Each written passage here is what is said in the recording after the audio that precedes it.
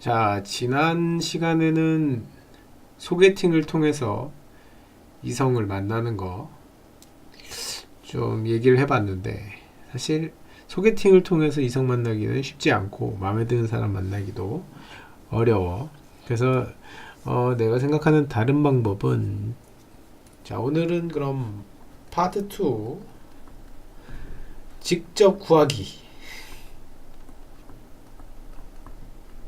아이고, 다른 사람들한테 부탁하지 않고 직접 구하는 거지. 근데 그 첫 번째는 길거리 헌팅.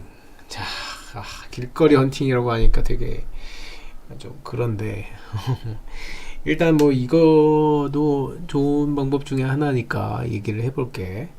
먼저 우리가 만약에 길거리 헌팅을 한다고 그러면 처음에 겪게 되는 게 뭘까? 일단 이제 낯선 사람한테 말을 건다는 것 자체가 좀 공포스럽지. 그래서 이거를 우리가 이제 접근 공포 이렇게 이렇게 이야기를 해. 접근 공포인데 특히 이 남자가 여자한테 접근할 때 이런 공포가 있어. 그래서 이거를 approach anxiety, 접근 공포, approach anxiety. 그래서 이게 유전적 요인이 있기 때문에 우리가 과거에 이제 수렵 채집 시절이나 미개했을 때는 다른 여성들한테 접근을 잘못했다가 그 여자를 소위 말해서 돌보고 있는 남자들한테 뭐 죽기도 하고 그랬기 때문에 이제 그런 공포심들이 뿌리 깊게 박혀 있던 거야. 근데 현재는 급격한 사회의 발전으로 그런 일은 없지만 유전자는 아직 기억을 하고 있는 거지. 그래서 이 접근 공포가 처음에 발생을 하게 돼서 이거를 극복하는 게 목표다 이렇게 생각을 하면 돼요. 이런 길거리에서 헌팅을 하는 거의 특징을 좀 알아보면은 이제 장점과 단점이 있겠지. 장점은 뭐가 있을까? 먼저 길거리에 돌아다니는 사람이 많아. 돌아다니는 사람이 많다 보니까 내가 마음에 드는 사람도 손쉽게 찾을 수가 있고, 풀이 많다고 해야겠네. 찾을 수도 있고, 뭐 두 번째로는 어딜 가나 가능하니까 장소의 제약이 없다.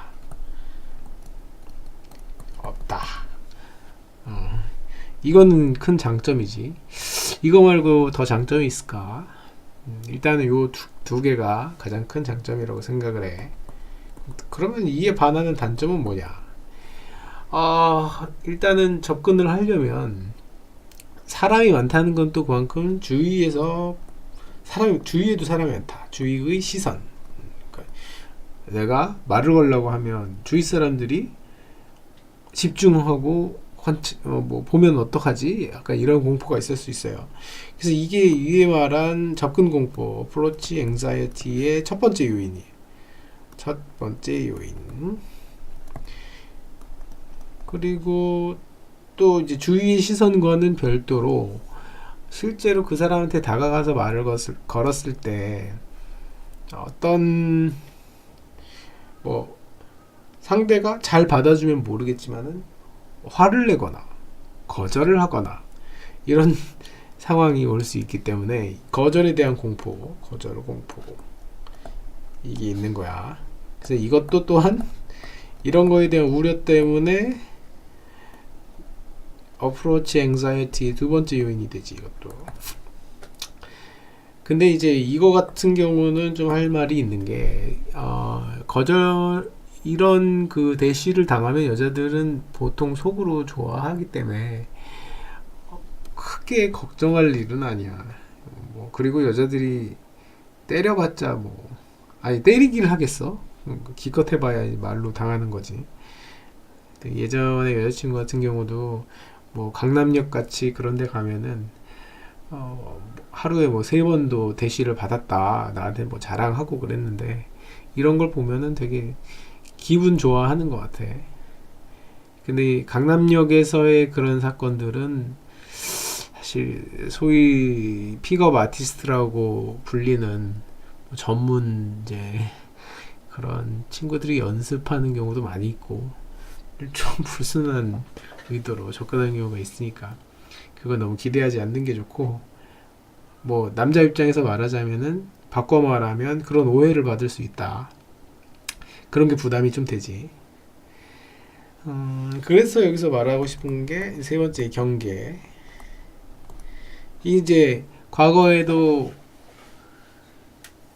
픽업 아티스트나 뭐 이런 안 좋은 이미지로 이 길거리 헌팅이 헌팅도 또 워딩이 좀 이상한데 길거리에서 이렇게 마음에 드니까 뭐 연락처 달라 이런 게 좀 안 좋게 비춰진 적이 많았지. 그래서 이 부분에 대해서 이제 여자들이 경계하는 사람들이 많이 있어서 또 성공 확률도 굉장히 낮아.